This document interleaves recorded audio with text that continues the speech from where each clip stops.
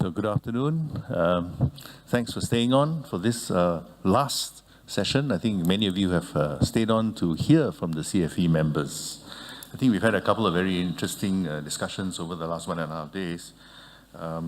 Looking from Singapore's position in the global value chain to whether we can pick winning industries, vis-a-vis picking winning skills, and whether in fact, the society we want is the precursor to deciding on the businesses that we want. So to share with us their views, we're going to have 3 minutes each from members of the CFE up here, after which we will open it up to questions from the floor. So it's really quite succinct in terms of their presentations. First of all, I'll introduce them one by one as they come up to speak. But if you want the full CV, you can find it in the folder, because I don't think I really want to go through all the achievements. It'll take a long time, because it's a very distinguished panel. So first of all, of course, we have Minister for Trade and Industry, Mr. Iswaran. Thank you. Thanks, Ziyang. Thank you very much, everyone, for your active participation. I have it on good authority over the last day and a half in this conference and the topics that have been discussed in the panel. I just want to make a few quick points. The first is I want to register our appreciation to IPS and all the participating institutions for your involvement in this process. From the very outset, Swee and I, we wanted the CFE process as an important national effort that reaches out to different stakeholder groups in our society in order to be able to canvass views broadly and then gather them in a manner that, that will lead to some cogent ideas and proposals for the government to act on. And the reason we did that was not just because we wanted it to be inclusive, but also because of the nature of the challenges that we face. And I think that's something that you've all discussed. Whether it is in terms of technological trends, whether it's in terms of market developments and some of the broader uncertainties, and also in terms of our own domestic circumstances, I think the confluence of these really suggests that we are in an environment that requires adaptation and responses, some in the short to medium term, and others really investing in capabilities for the long term. So that is the context in which we have wanted to engage broadly in the Committee for the Future Economy. And that is reflected in the composition of the main committee, which has got a significant proportion of members from the private sector, and also in the various subcommittees that we've had, and also in the outreach activities and engagements, such as this conference. So I wanted to make that point quite clear. The nature of the challenge is complex, it is evolving. We need all hands on deck to bring together the best possible ideas and understanding in order to synthesize some specific causes of action. I want to highlight 3 things which I think are going to be germane when we talk about the future of the economy in the Singapore context, but indeed it can apply globally. The first is the area of transitions. We are seeing transitions from physical flows to financial flows and now to digital flows. And Singapore as an economy has always thrived on being well positioned at the nexus of these flows. And the question before us is really, how do we position ourselves, our companies, and our people for the digital flows that are growing at an exponential rate? And I think you all see the data on this, and in terms of the flow of data as compared to the flow of goods and services, when you link it especially to economic growth. The second aspect is on innovation and technology, something that we have emphasized, and I'm quite happy to engage on this more deeply. But the key point really is that we need an environment that is enabling and capacity that is deep and broad in our system in order to ensure that innovation pervades all segments and all sectors of our economy. And that is a tall order, but I think it is one which has got significant potential. And the final point really is that a lot of these changes have implications which are broad for the economy, for enterprises, for workers, for jobs, which is why we need a collective response. And by that I mean there's a significant role for our institutions of higher learning and our educational institutions in terms of pre-employment training, but also continual education and the engagement with industry. And also in the area of how we work with industry and associations in order to generate that larger capability that we want in terms of an adaptable and robust economic system. So I'll pause there, and I think we can take further things in the questions. Thank you, Minister. Next, we will have Ms. Swee Chen. She is the Chairman of Shell. Thank you, Tzu Yang, and good afternoon, everyone. I would like to share the topic here from a perspective of an MNC and to discuss the role of MNCs here, especially in Singapore. And if you could bear with me, I want to just start with history first. And this is Shell's history here in Singapore. Our presence date back to 1891. We've been in Singapore now for 125 years and a very proud history. And Singapore's oil refining industry started when Shell opened up a oil refinery in Pulau Bukom. This was on June 26, 1961. So in a few days' time, we'll be 55 years old. Mr. Goh Keng Swee opened the facilities, and I want to quote an excerpt that was published in the papers at that time. And this is how it goes. This is an example of what can be accomplished for the common good if we all cooperate and pull together. It stands as an example of what free enterprise can do in an unfettered economy where there is incentive and opportunities for all. Now, while this was stated 55 years ago, this statement still holds very true today. And it really points to the fact of why MNC can continue to play and has to continue to play a very critical role in Singapore for the future. And I want to quote three examples of what we do in Shell. The first one I want to talk about is in the development of human capital. And we today hire 3,100 employees. Of those 3,100, we have 43 nationalities. So I see ourselves as a microcosm of Singapore as a very global and vibrant enterprise, just as Singapore is a very global and vibrant city. Because the world doesn't stand still, we have to continue to build up our skill set so that it's relevant for today, and we work with institutions of higher learning in order for us to do that. The second area I want to point out is we have two major assets here in Singapore, in fact three, a loop oil blending plant, a refinery, a chemicals complex.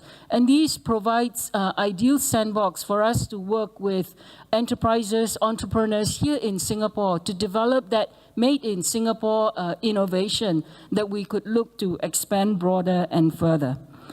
And I also want to talk about the innovations that can come in from companies such as Shell. We have just announced the creation of a new energy business.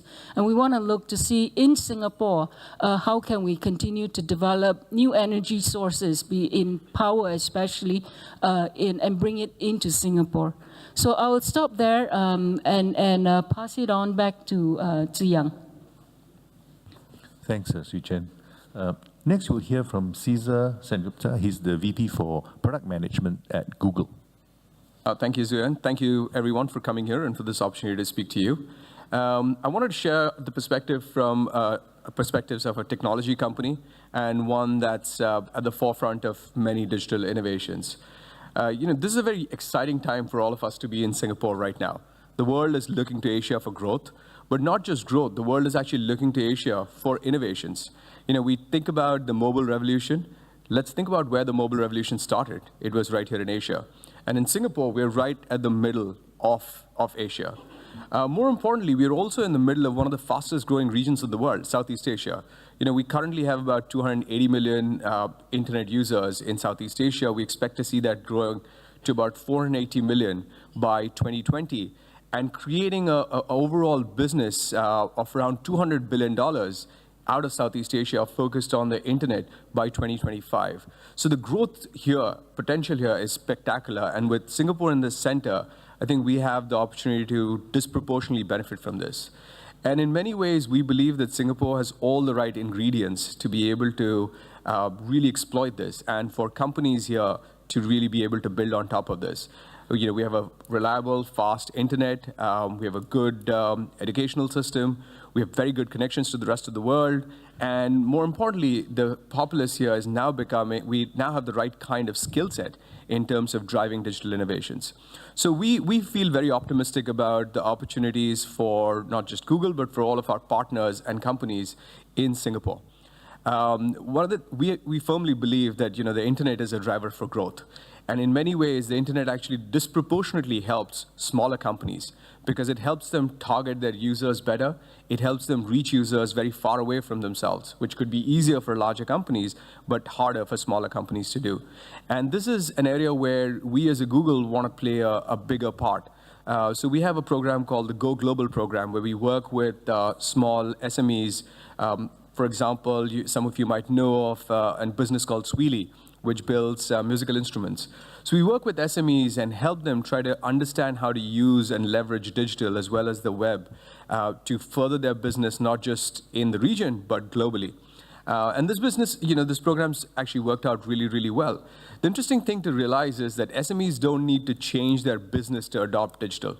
They just need to think about how to use the digital technologies to actually take their services and expand across the region and grow across the region. You know, in fact, we're such strong believers in sort of Singapore being at the hub of this region and being sort of a center of technology here, that we've started an engineering team now here that is going to build products for this region. And we look forward to collaborating with many other companies as well as SMEs as we build products and services for this region. Thank you. Thank you, Caesar. And finally, we'll hear from Mark Lee. Mark is the CEO of Singlan Holdings, which is in the apparel industry, not just in manufacturing, but it invests in various aspects of the sourcing, manufacturing, and supply chain management. Thank you. So surprisingly, you know, textile and apparel was still here in Singapore. Just to give you some context, since the Olympics is just around the corner, you wouldn't know that in the last Olympics, when Usain Bolt actually won, he was actually wearing a top which was actually made by a Singapore supplier. A lot of you wouldn't know that although we don't have winter here, myself, for example, I supply a large business to actually the North Face. A few of us here actually supplies to one of the hottest brands out there right now called Under Armour, for those of you who actually exercise regularly. And most of the tailor-made golf is actually also supplied by a Singapore supplier. And myself, I actually made some of the stuff that Jordan Spieth actually wear. So that gives you quite a good context about where our industry is and who our clients are. I'm a small tree among the giant forest here, but then again, the big trees provide shelter for me as I start to grow. So I think there's always an ecosystem that allows both the MNCs and the SMEs to actually thrive and grow together. And myself, I think I've also benefited not just from, you know, working with the MNCs, but also from various government support as we not only grow up, we also grow branches. As we grow branches, we branch out to places like Vietnam, Cambodia.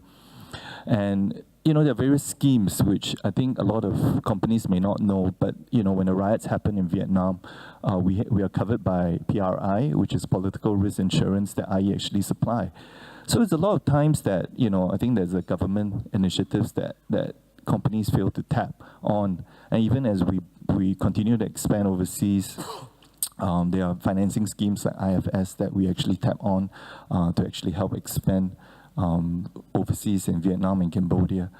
So even as we speak, you know, what next? Well, we grow branches, we are a tree. I think now we have to grow deeper roots.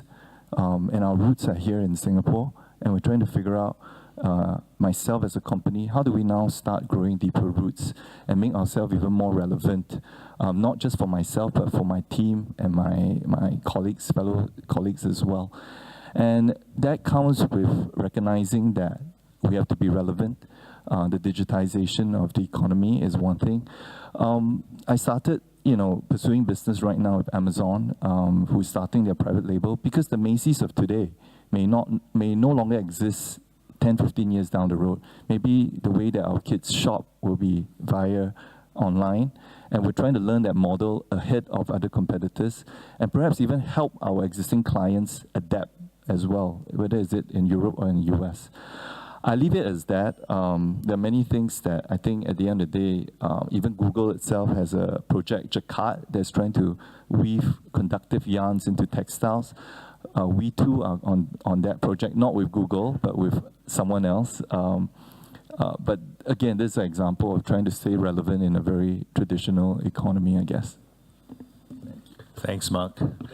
Okay, so you've got in a very short summary of what each of the CFE members here wanted to say. We are now in the open question part. Perhaps, Minister, you will allow me to start off by asking the first question of yourself, which is that I think historically, at least the narrative has been that the government has been preeminent in the journey of Singapore so far in terms of picking winners. How important is this going to be in the next phase, and how might it be different in this next phase from what has happened earlier?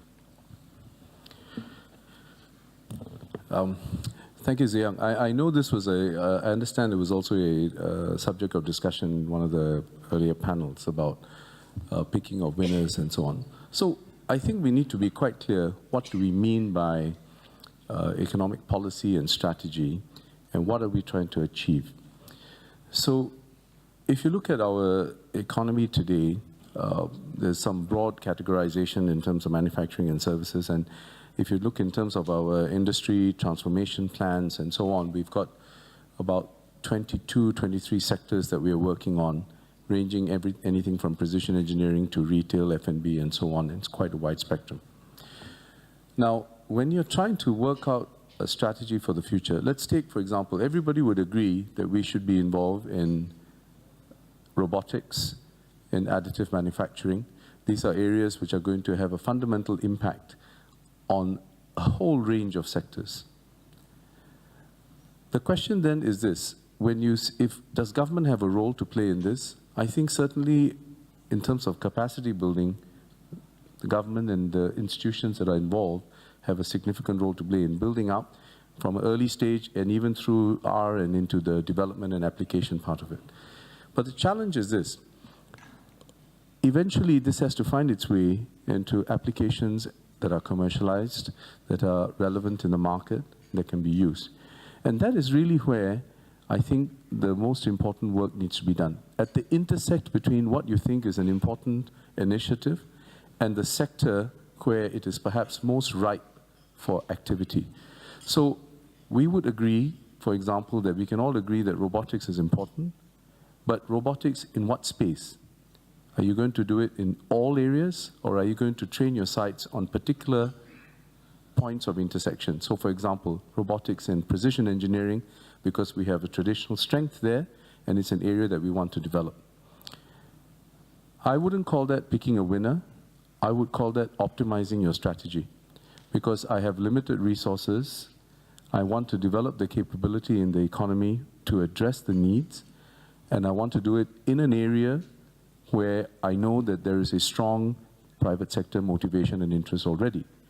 Then the next question arises. Now, in order to achieve that, you need companies that are involved in the business of designing, making robots, and improving robots continually and adapting them for different kinds of applications, from very modular solutions for SMEs, if you like, to very complex solutions with Internet of Things, sensors, connectivity, etc., for the larger players. But you need companies that do that.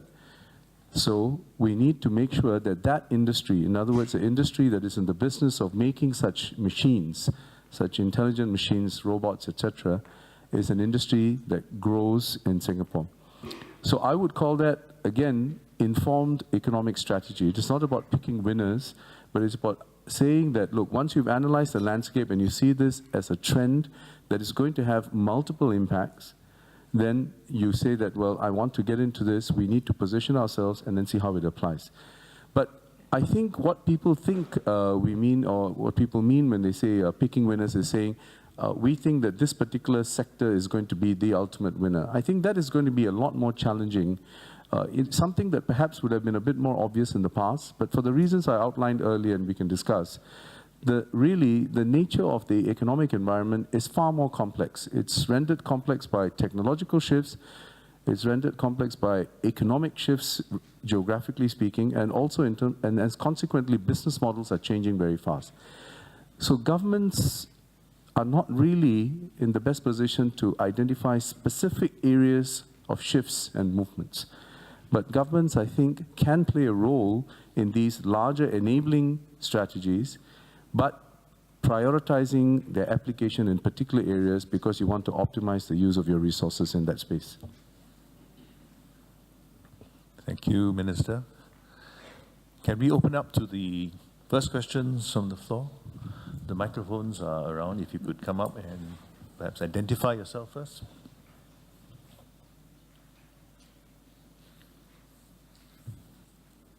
Yes, Francis. Minister Iswaran, I'm glad in your opening statement you said that the government's role is to enable innovation. I think there's a bit of discussion about innovation in the last 2 days. So one of the issues that were discussed is about government's role in regulating businesses, which includes innovation. So you mentioned that the world is getting complex. Business models are complex. There's just too many things. It is not possible for a government to pick winners and identify which sectors is going to be the one that holds the best promise. So would it not be timely then, moving forward, that instead of the government choosing when picking winners, to let the crowds, I mean, there's a whole movement about crowdsourcing that's happening. Let the market, in a way, determine what works and what doesn't, and let the regulatory regime be supportive. I think I mentioned earlier in this session about what you may call permissionless innovation, which means that in terms of regulations, an innovation should be allowed to proceed, and a business should be allowed to do this until it is proven that it is dangerous, or it causes a whole lot of harm, and then the government steps in to make the correction. I'm sure others will have a view, so let me, since you directed it at me, let me start. I think you need to draw a distinction between government making resource allocations and the private sector making resource allocations. So I want to be very clear. What I didn't say that government is completely agnostic, as you will, if you will, about where we channel our resources. We cannot be, because the fact of the matter is, whether it's MTI or any government ministry, you're working with some finite resources. And you do have to make certain choices about where you will channel those resources. And in making those decisions, what I said earlier was that I would try, and our officials and our agencies try their best to map it onto where the capabilities are, to try and channel it to areas, sectors, segments, enterprises, which have the best chance of succeeding, if you like, in their assessment. It is not a foolproof assessment, but it is one that they will have to work at. So we look for where the intersection points are, where there's a confluence of interest, and then we work on that. It's an entirely different matter when it comes to the private sector, because at the end of the day, the private sector has to make a commercial assessment. Where do they think they're going to get the best returns for, whether it's the R&D dollar or the marketing dollar or whichever other spend that they're contemplating? And this includes your innovation point. I agree with you about regulation. And I think the challenge here in regulation is really this. I'm not sure everyone would agree with your approach that let there be regulation free until we have a problem, or some accident, and then we regulate. That would not speak well of the system, and I'm quite sure the average citizen would look askance at that, and say, why did you leave it until this stage? So I think regulators and governments have a role to play, an important role in terms of safeguarding public safety, health, and so on. And you do need to address it. And also, if it's financial services, then you need to ensure that the system's integrity is preserved, and so on, even as you try to accommodate change. So the tension for any regulator is really, how do I strike that balance between ensuring a safe, stable system, because that is my remit in whichever domain I'm regulating. On the other hand, allowing a certain level of entrepreneurship, experimentation, because we want to allow those sorts of new ideas to come in. The key point being really in the current environment, I think it makes it even more obvious, you may be completely blindsided otherwise by developments that are taking place elsewhere, right? So I think we need mechanisms and solutions that can address that, which allow our regulators to operate with that flexibility or dexterity, if you like, without compromising their core mission. Because I think that if they fail in their core mission, there will be no prizes for any number of new enterprises you create, because you'll be seen to have failed in what is your core objective. So I would say what we need is more work in this area. This is something that the CFE is looking at. How can we create a regulatory environment that enables that? It's partly about mindsets. It's partly about systems, in terms of what are the consequences, and are there rewards or risks associated with that? And we need to address that. So that's where I would say we need to do. A good example is, MAS in the context of fintech doing the regulatory sandboxes, right? So it is a box made of sand. So inherently, therefore, it's not going to pose a threat to the rest of the system, but they do want you to be able to try out the idea and see if some of this can then be scaled to the larger system in Singapore and beyond. And I think there are analogous ideas that can be considered in many other domains which are regulated. So, Minister, I think when it comes to matters of health and safety, I think people would agree probably that you need to have some public safeguards and so on. But of course, as you put it, not only in the financial area, but there's also innovation in business models and so on. And there's been quite a bit of a discussion around the shared economy. But the consequences of the shared economy is that certain existing interests are then affected. And we had some discussion about whether the status quo favors the incumbent or doesn't favor the incumbent. I think generally it favors the incumbent. That may be another area where government may have to take a view as to how to approach this. And I don't know whether the other panelists, all of whom I would classify, including Mark, as incumbents, would feel about innovation which potentially affects them.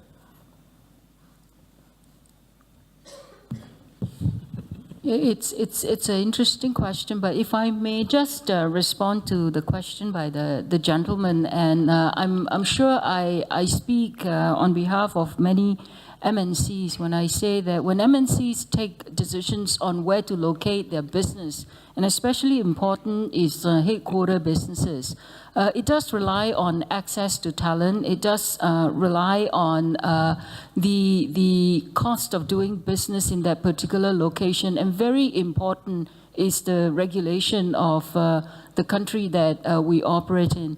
And one of the things that NMCs don't like is unpredictability. So predictability and some stability in regulation as it pertains to whether it's labor laws, it's monetary policies, fiscal policies, all those are extremely important. And Singapore does provide those kind of environment for MNCs to operate and to continue to grow. On the subject of shared economy, it's a really interesting one. Large and I would say very old companies like Shell, it's something we grapple with all the time, because we constantly need to look at, we cannot assume that our successes of the past will carry carry us forward for generations to come. So we constantly look at disruptors that is out there in the industry and see how that would impact our business. And things such as, when you get to electric car, when it's electricity, it will use less fuel. It doesn't use lubricants as much, maybe a little bit of grease. We need to consider how our industries will be impacted. We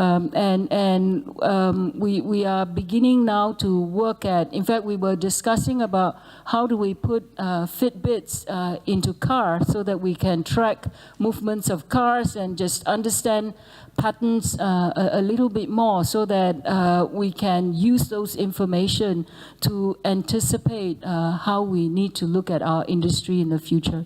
And industries such as ours need to think more and more about how we compete with small businesses or businesses that could form consortiums or conglomerates. I shouldn't use the word conglomerates, but organizations that could form together and could then become a formidable competition to companies such as ours. I just want to make a point. I think you were specifically referring to the sharing economy, and I just thought it would be useful to share my perspective on it. I don't think it's this is my view, I don't think it's the role or the remit of any government department that you must, or regulator or agency, that every new business model that comes along must be accommodated in the economy.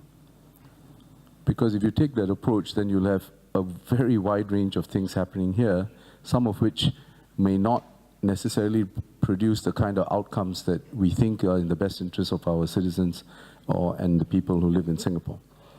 But I think what we do need to make sure is that every new idea is given a fair hearing and the merits of it discussed and addressed, so it's not dismissed out of hand. So if you like, it's a little bit like saying, instead of saying why, you should ask ourselves, why not?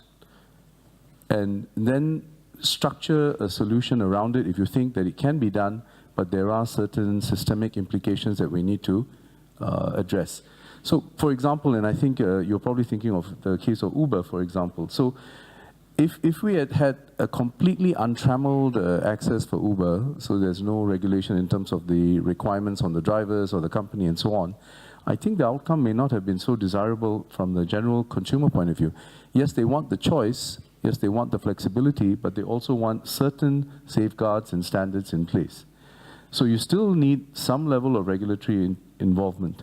So I think what is important here is that the regulator is open to the idea, gives it a fair hearing, considers the alternatives, and I suppose importantly asks the question, why not? And then work back from there and then say, okay, if I think it's doable, but are there ways to mitigate the risks? Thank you. Can we have more questions on the floor?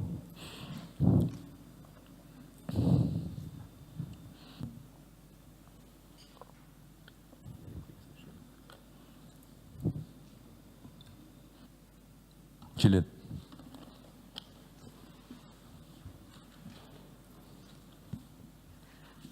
I'd just like to bring forward something that emerged in our conversations through the conference, something that Mr. Sengupta brought up, that the new technologies actually enable the small guy, that there's all those opportunities for, in fact, for us to all become a nation of inventors, as was discussed in one of our panels.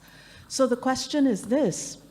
Firstly, do we have the infrastructure to allow for this to happen? There were proposals that we would have little hubs, tech shops that can be accessed, much like public swimming pools, public libraries. And of course, then there's the regulation. You have precious capital machines, 3D printers, so on and so forth, and you have mentors there. Who pays the cost? How will we sustain that? So on and so forth. So that's the first question. Can we build such an infrastructure so that we can truly become, one-man entrepreneur, one-woman entrepreneur outfits? Then the next question is this, that our first speaker of the conference said, Actually, there's so many startups in Singapore. Our real problem is scaling up.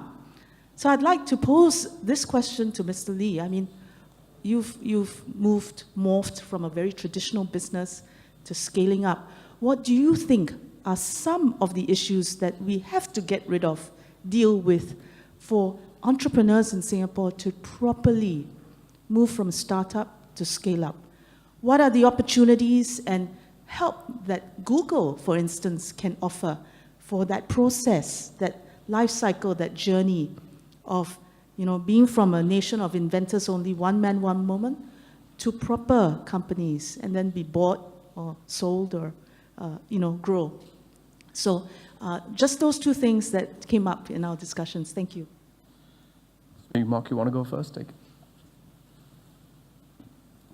I think to your first question, actually, it goes back to regulation, and I wanted to actually make a comment, but I said forget it. I actually operate in a underdeveloping economy, right? So I appreciate regulation, especially in countries that have completely no regulation. That really sets a difficult time for me. But I do agree that at the end of the day, what we need to review is perhaps the mechanism of regulation and when it becomes passé because of how economic times have changed. I think you brought up a good point, because within our industries itself, we do see, people in fashion and design trying to now do co-working spaces, prototyping studios, developing centers. And how do we now relook at land regulation and where they can do retail, warehouse, prototyping all in one space, so that we can promote some form of artisan trade? Because without artisan skills, you cannot sometimes create products. So that part is perhaps something that I strongly feel that needs to be relooked at. I think your second question in terms of scaling up, I think that when you have a business model that allows you to scale, there is no shortage of capital in Singapore. I mean, that's really my opinion. I think that when the business model is correct and we are able to tell the story correctly, I think there are plenty of funding available. I think basically it's more about building the team around you and, taking that courage to move overseas. And I think that is the complacency that sometimes most businesses, they are good business. Even myself, we're trying to get from good to great, and we have to relook at the whole business model again and not have the hedgehog mentality. That's really in a nutshell and how I feel. In terms of, you asked what Google can do, and you made a comment about small groups can create incredible businesses. I just wanted to, how many of you here have been following what's happening with Nintendo Go? So just for those who may not have read the news or who might not have kids, there's this new game that came out on using augmented reality on mobile phones. It's just been out for 2 weeks, and it's already got sort of more daily active users than Twitter has. It's one of the fastest adopted games ever. $9 billion of market cap was added to Nintendo's market cap. The interesting thing was this was created by a very small group of people called Niantic Labs. It was a spin-off from Google, a bunch of ex-Googlers. And so, when I look at that kind of thing, it makes me really hopeful that, we in Singapore can do that too. We have that kind of talent. I think we have access to the markets. We have the right kind of infrastructure. I think one of the things that we have to focus on as a nation is to turn more towards creative efforts. I think we have to sort of figure out how, through our educational systems, through our businesses, we are more focused on the creation, the maker aspect of it. And I think with that, a lot of stuff good stuff will come. And Google, we've been trying to do small things like teaching kids to code, girls to code. But I think more of this can be done at a nationwide level, where if children in every school are taught to think computationally, are taught to think about creation, then I think that would actually really position us very well for the future, where a small group can create a massive business. So I would just want to add, so I think this is the really exciting thing about the circumstances we find ourselves in now. Because traditionally the thinking has been, if you have a small domestic market, you have limited capacity, you have to internationalize and so on. And this has always been seen as a constraint for us. But I think we now are in an environment where, because of all the digital connectivity, businesses literally can be born global. And it really is a question of what is the quality of the product or service that you offer. If it's a digital product or service, in fact, it can scale, as Cesar just explained, very fast. It's exponential, and it can happen overnight. If it is in the more sort of traditional manufacturing areas and so on, it may require a bit more work, but it still has got a lot more potential now. So I think your point about what is enabling infrastructure and what we can do, so one of the key things is really about, in some cases, it's about shared resources. If I have an SME today, I may not be ready to make a major investment in, let's say, what they call Industry 4.0 kind of facility in my plant, because that involves significant robotics and intelligent analysis and so on, and connected equipment. But what you can do is create a facility where there can be sharing. It can be sharing by a cluster of industry players. It can be something that happens between a large player in the industry and a smaller player. It can be something that is done by, with government involvement and support. Indeed, we have that, for example, in a facility called the Advanced Remanufacturing Technology Center. This is about remanufacturing, meaning recycling used materials in order to extend their usability and so on. And major players like aircraft engine manufacturers are a part of that. So I think these are areas that we are working on and we can continue to do more in. And ultimately, of course, then the businesses have to use that to scale. But the connectivity, the digital connectivity, and the availability of some of these technologies that make it easier for us, because you can do a lot more things with the same manpower, if you like, means that the scope for scaling up is significant. And we are one of the places from which you can do that quite well. Minister, if I can give a specific example of a Singapore company that just done that. I wish I had thought of this earlier. There's a company called Rotimatic. How many of you have heard of it? They build a small robot for making Indian rotis. You provide flour, water, oil, and it produces rotis. Complete Singapore company, was incubated in Block 71, funding from Singapore. It's all completely based here. When they started a Kickstarter-like campaign a couple of years back, and they got so many orders from the US and UK primarily that they had to basically suspend taking new orders for the remaining 1.5 years. So again, a very small company. They've now started shipping in Singapore. They're going to expand, they're going to start shipping to the US soon. But it's one of those great examples of a company that actually is doing exactly what we talked about, took advantage of all the facilities we have in Singapore, but launched global from day one and has proven to be pretty successful. Thereby demonstrating that innovation can occur anywhere, anytime, in any sector.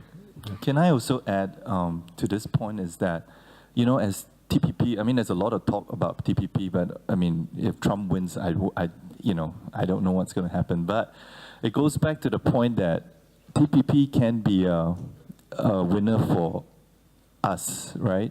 And there's actually a group of companies within our industry or our federation right now.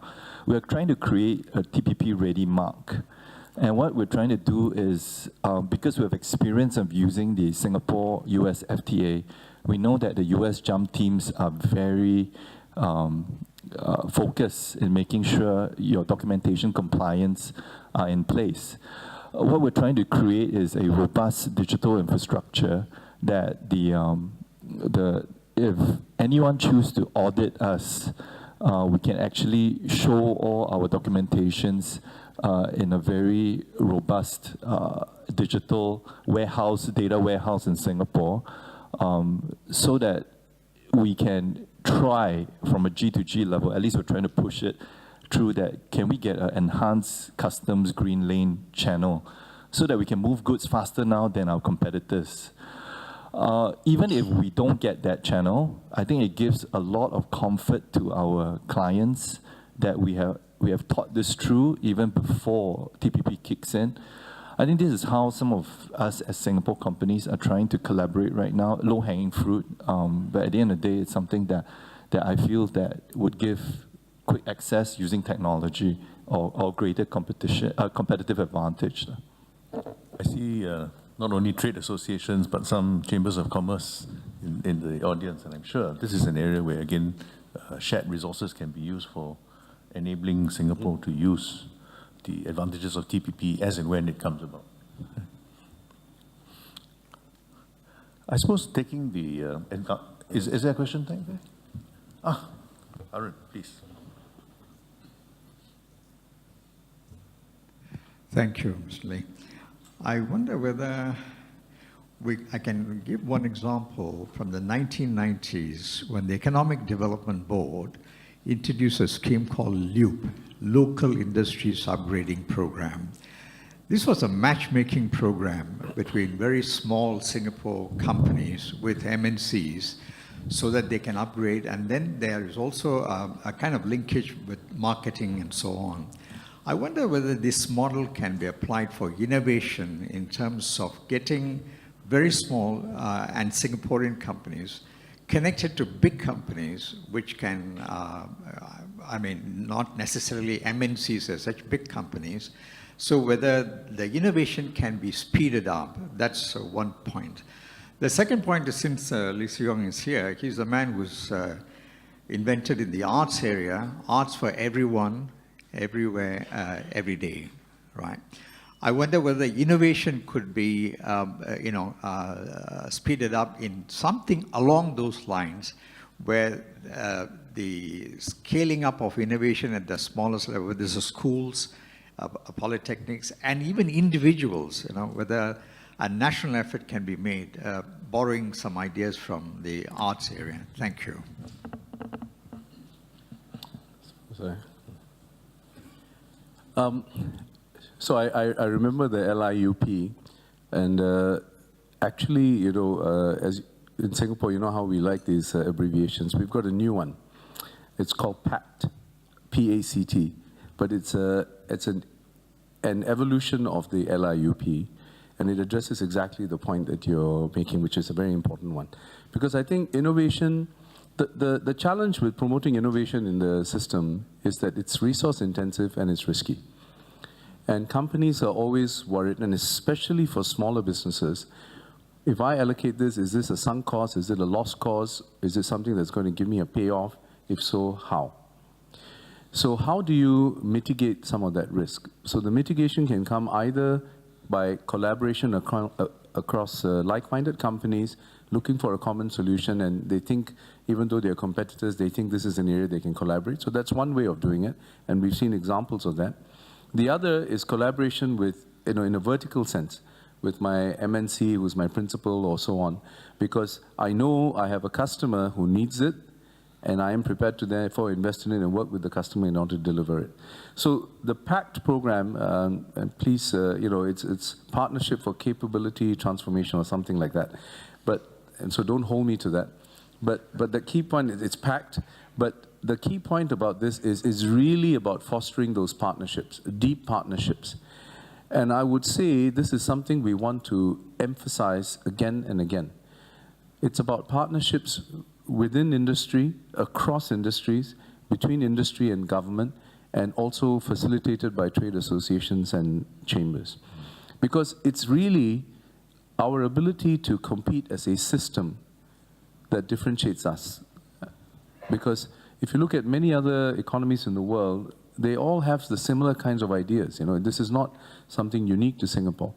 But the difference is really in the execution. And the execution requires a system response. And that's really where we can differentiate ourselves. And when we bring companies together, which we've been able to do, when we bring industry players, research institutes, and also trade associations and chambers who identify some of the common problems and so on, you end up having a very powerful engine to generate the kind of innovation and capacity building that you're talking about. And this is something that we want to continue to do so, hence the emphasis on TACs. Your point about schools and early imbuing of those values on innovation, I fully agree with you. And it's not just about making and doing things. I think at an early age, we need to really, this whole attitude to trying and failing sometimes. And how is that treated in a, in a school environment, in any other environment? And what are the, is it a failure that can be learned from and therefore become the foundation for success in the future? I think that's one of the elements that we must address, because it's not just about learning technical skills, because if I have all the skills but I do not have the instinct to try something new for fear of failure, then I think for all the skills it still will not pay off. I think Sorry, go ahead. Yeah, just a quick one to Yang. I always think that innovation starts with necessity, that there is a problem and therefore you need to find different ways to solve the problem. And like the case of Uber, the founder was trapped, it was a snow down day and couldn't find any form of transport and thought, all these cars passing by him, why didn't we think about sharing these rides? In Shell as well, as we think about how we cooperate with entrepreneurs, it also comes out of from necessity, because it's such a big system. Sometimes it's quite slow to move things, and we're better off collaborating with entrepreneurs. And one example is in the use of drones to inspect our facilities. And if you've been to refinery, we can't even use, if I may just finish the point, we can't even use mobile phones because of the fear of how it would interfere with the system. And so using a drone is quite a innovative approach. And so working with the local entrepreneur to develop solutions with drone to inspect the facilities. And that's how we can help to, that's how private sectors can play a role in helping small-time entrepreneurs develop big ideas. With your permission and with the permission of the panel, we can still take a few more questions, even though the double bell has gone. Yes.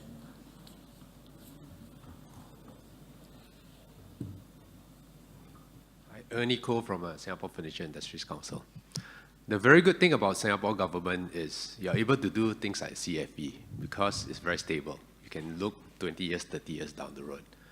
But the concern now is the voice of the people, as I just mentioned in the last panel. The voice of the people are getting stronger and stronger. So much so that the voice of the industry is sometimes being compromised. So I'd like the feedback from the panel, whether the CFE, is there an element of being compromised in that, so much so that the industry is affected down the road? And if it's affected by the voice of the people, perhaps majority don't need to be 80%. Perhaps majority can be a 60% vote. Thank you. So is it an either or, Minister? Yeah. I thought the industry should comment on that.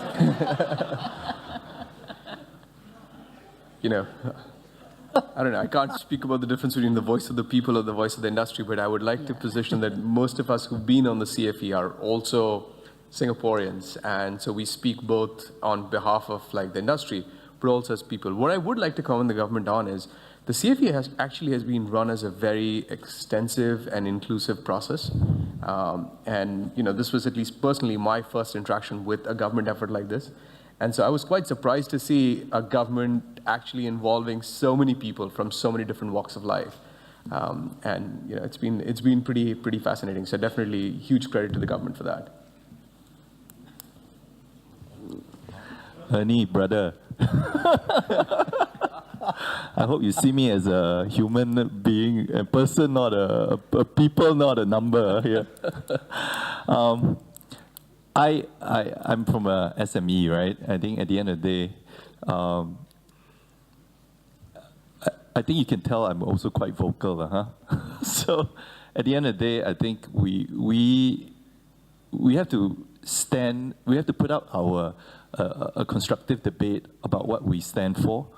I think if we put our points clearly across, representing the interests of the broader community, including mine, I think apparel and furniture are quite traditional economies.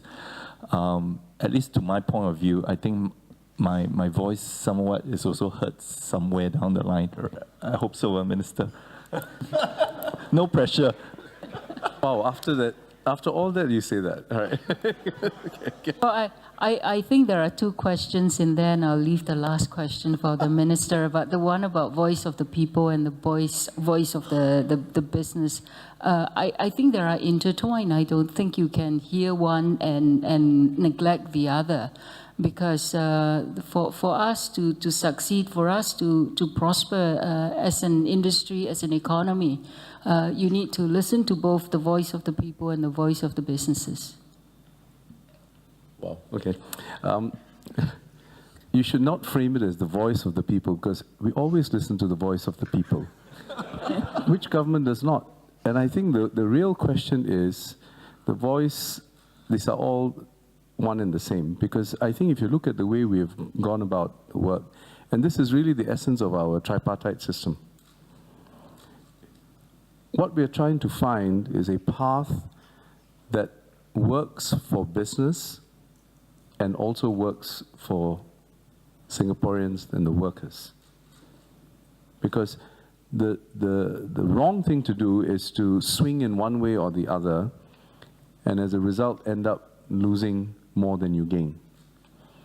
So if you look at, and this is not a new initiative in Singapore, tripartism and the way we have gone about the efforts is something that has occurred in Singapore at every stage of our economic development. So whether it is the process of going from lower skilled jobs to higher skilled jobs, going regional economies, and now, you know, in the context of innovation and so on, you always have to deal with the challenge of what does it mean for the average person who is an employee or working, you know, and how can we empower that individual, endow them with the skills that enable them to continue to participate and benefit from whatever change that is essential because of larger forces that are at work. So I do not think of it as such a sharp trade-off in the way you framed it. I think of it more as working to find where is the area of overlap and common interest. And it will mean adjustments on all sides. It means industry has to take into account the fact that you have got employees who need to be brought along with us in the process and work with them on the transitions. And this is where our unions have played a very active role. They've in fact been very proactive in many areas. In fact, sometimes more proactive than some of the industry players, I might add. And then on the other side, we need our unions and workers to step up and acknowledge that if I am to continue to play a meaningful role, then I have to upgrade, get my skills up to date, and adjust to some of the new realities on the ground. So this has really been the modus vivendi, and government comes in order to support this initiative and find that common ground so that we can go forward. So that's really been the way we have done this, and this is what I meant by working as a system. This is another important feature of Singapore. We do not treat it as diametrically opposed views that cannot be reconciled. Indeed, we take the counter view, which is that what is good for one can be good for the other, but we need to work together to make it happen. And that's what you've seen time and again. And I'm sure in the context of your industry, you've seen that engagement too. And I think it's the same. I don't see any other hands up. One more. Yeah, my name is, it's not a question, it's just a comment, because I'm in the subcommittee of the CFE, which is the SMB focus. And yeah, so actually there are a lot of deep dive subcommittees. So one of the tension that we face is to whether make recommendation that really focus on helping the very promising SME, and because resources are finite. So whether you want to put it on, your ROI have to be the greatest, or you want to help everybody. So I can't say much, but we do look at how to help the very micro enterprises. How do we help them grow? Yeah, so we did spend a deep, a lot of time studying them. Yeah, okay, yeah. Julian wants to have the last say as usual. I'm so sorry. Let me make it a bit more pointed, because the gentleman before you actually came up and he took the time to spell out his issue, his dilemma. Basically, he is in an industry much like Mark's, where there is craftsmanship involved, and he does need to tap foreign labor. Cut the long story short, foreign labor, we want to upskill, we want to make sure they can do the job, but they don't get access to subsidized training. So his question was really, will it make Singaporeans so upset that subsidized training is made available to foreign workers as well? That's it. I suppose that must be for me, yeah. So, well, I would simply put it this way. I was wondering when the issue of foreign labor and all was going to come up. It's come up in a very different form. Let me give you the short answer. I think in terms of capacity building and the way we work with industry and so on, at the most important level is at the enterprise level, what do we need to do? And then you can break it down into, the workers and so on, and what we need to do to get them upgraded. So in terms of skills upgrading for foreign workers, I would put it this way. If you're talking about productivity of your workforce, you're talking about the productivity of your entire workforce. It cannot be that you've got a less productive foreign component and a more productive local component. That doesn't make sense. So at the enterprise level, at the system level, we should be working towards ensuring that we have a workforce that has this judicious balance between foreign and local manpower that is able to contribute in a productive way to the growth of the business. And what that means is not just about training, by the way, because training is one component, but it also means in the kind of people we bring in, you need to be more discerning. And I'll leave it there. Daunting?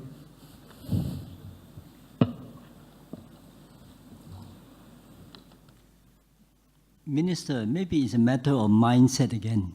You see, we keep using this lingo, local versus foreign. When you do that, it's a very negative position. I suggest we should talk about, you see, we don't have any natural resources. We have very limited national resource, I call it. So we should maybe think of that thing as national and international. Because we hope that in the next 15, 20, 30 years, a lot of Singaporeans will become international resource outside of Singapore, instead of being treated as foreign workers in somebody else's domain, right? So if you think that way, and we try to trickle down to the population, everyone is a resource, but you are a national resource. The others are international resource that come in to augment our natural resource force. Maybe we can dilute that angst between the politics between Singaporean and the rest of the world. I don't know. Good point, John. You want to say something, Minister, on that? Well, if it's a matter of nomenclature, we can work at it. But I suspect it may go beyond that. And I think it involves a lot of other considerations. But I think the essence of your point is the right one. I think we really want to be able to rise above these kinds of differences and look at it as a collective enterprise, and all of us are benefiting from it, and we're working as a team. But that does require us to ensure that the Singaporean workforce feels that it's getting a fair crack at it as well. So I think that's a very important part of the equation. So I think we can work at how we present the ideas and so on. You cannot go away from the fact. It's a little bit like saying, we're all Europeans, but I'm British, And it's like that. So I think there are, perceptions and differences. We have to accept them, that they're realities.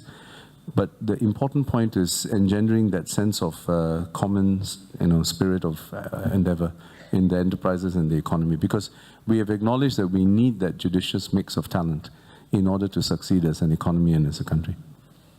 Yeah, Minister, if I may just say one thing, you know, I've worked in many countries, and there are not many countries in the world that would allow 30% of its workforce to be foreigners. So I thought that it's a pretty generous mix.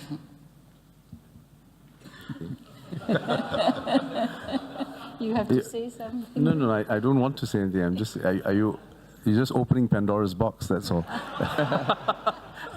Maybe we should end here. Okay, so as the moderator, I take the privilege of answering Arun's question to me last, and also since I have an interest now also in the education sector, which is that, you know, art and artisanal actually are related, right? Because in the creative process, and art gives you that opportunity, you create something, but you don't hide it in a dark room. You subject it to other people's criticism and so on. And so you do have that experience of creating something and seeing whether it works and whether it pleases people and whether it succeeds. And I think that's part of the creative process, which is also in design, which is also how you build in machines and apply things and so on. So that's why I believe that the artistic process is important. So on that, since I've had the last say, thank you all very much. Please join me in thanking the panel.